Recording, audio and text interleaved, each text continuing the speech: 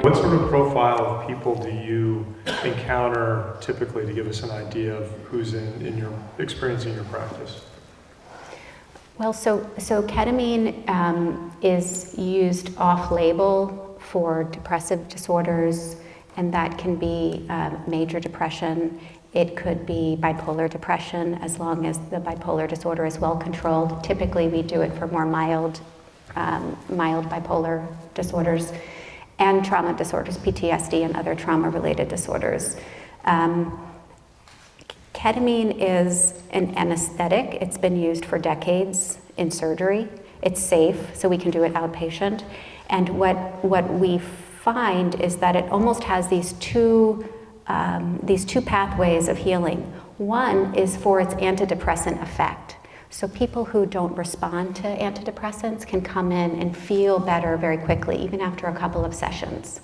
That's amazing. It's so powerful. I've seen people transform in like 3 or 4 sessions, but it doesn't last very long. So we're finding that people need to come back for maintenance, which is okay, if that is the thing that works.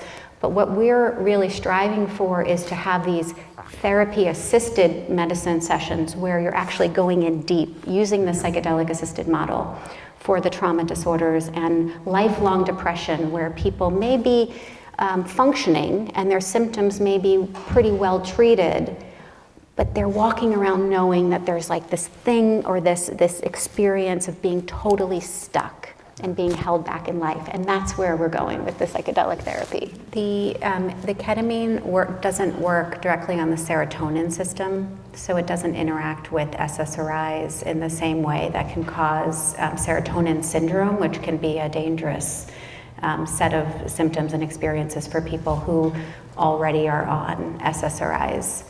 Ketamine works through the glutamate system, so you can stay on the serotonin reuptake inhibitors and still do fine. There are a couple of medications we have to be a little bit careful with, but so far in my practice, I've been doing this for 1.5 years. I've been able to find individual treatment plans to make it work for people. Yeah. Can I just say one thing, just one follow-up to what you were saying in terms of decrim and safety of psychedelics. I think that is very true, that for the vast majority of people, psychedelics are generally thought to be safe from a medical perspective. But I think the really important point here is that these are very powerful, powerful medicines. And they have a huge capacity for inner healing. And I think that we have to just be really cautious with that. Like with any source of power, you just have to be really careful.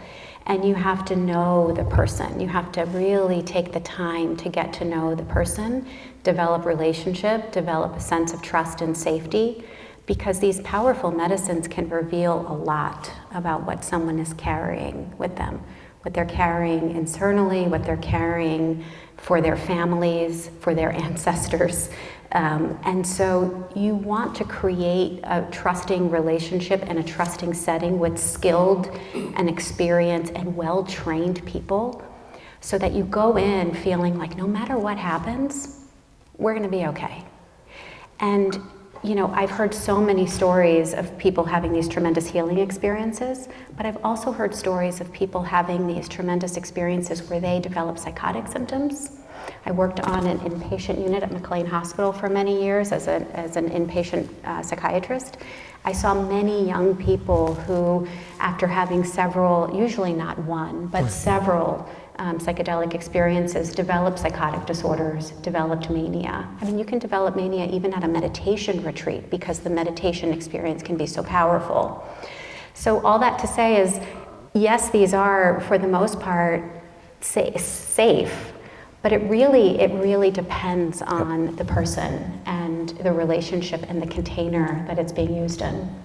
An expression that's often used in the psychedelic space is the importance of set or mindset and setting. that it's not just the substance, but to have the powerful, positive experience. A lot depends on sort of how you go in, how you're prepared, how you're supported, where you are.